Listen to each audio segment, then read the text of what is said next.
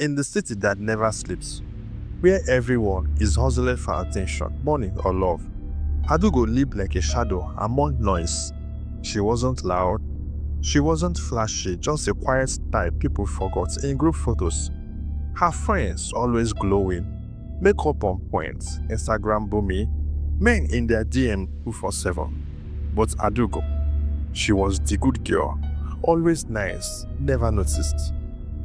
Saturday night, music, laughter, flashy lights. Ngozi, Adaugo's roommate, was celebrating her birthday at a rooftop lounge in town.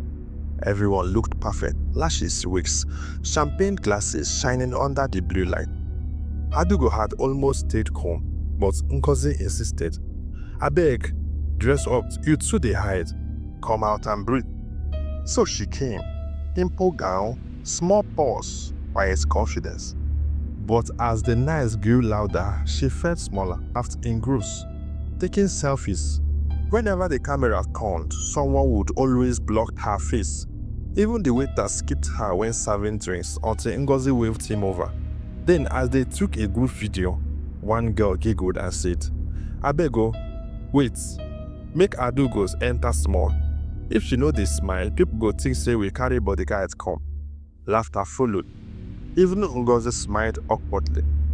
Adaugo forced a grin, but inside, her chest ached. She stayed until midnight, pretending to enjoy the music. No one noticed when she left. It was a quiet Sunday afternoon. The sky hung heavy with dust, and the streets hummed with everyday noise.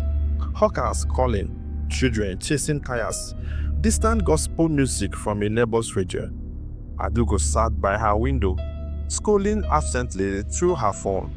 Her friends had posted new photos from the party, brighter, filtered and perfect. Her own car wasn't there.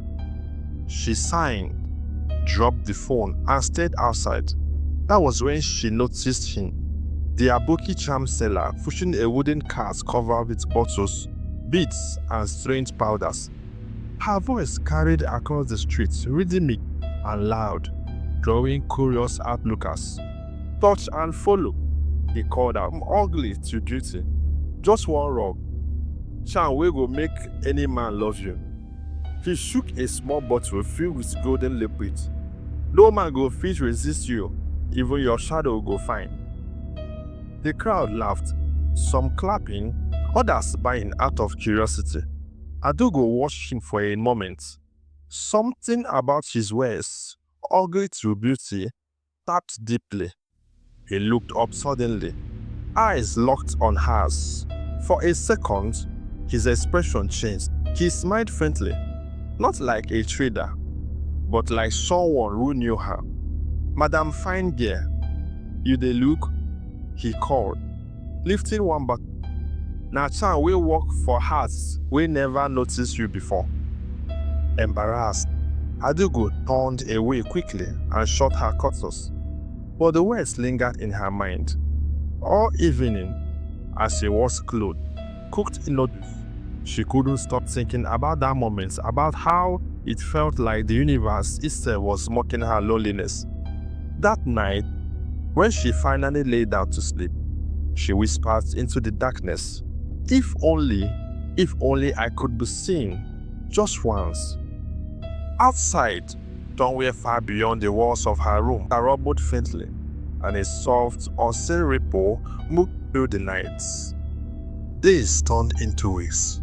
Adaugo tried to move on from the birthday jubilation, burying herself in work and church activities.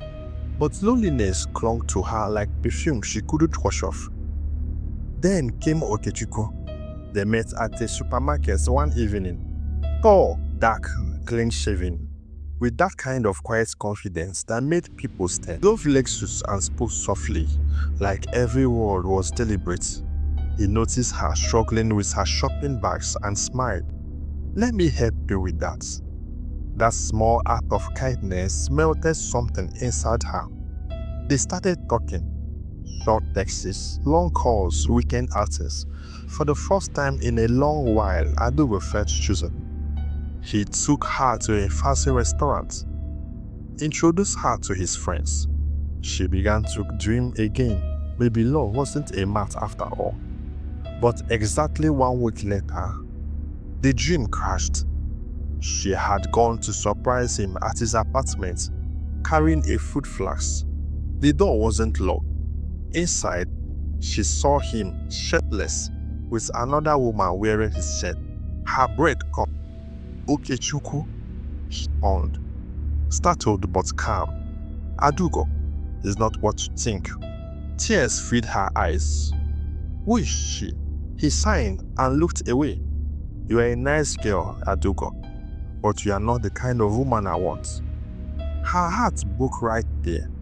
Not just because he cheated, but because he said it so easily, as if her love was disposable.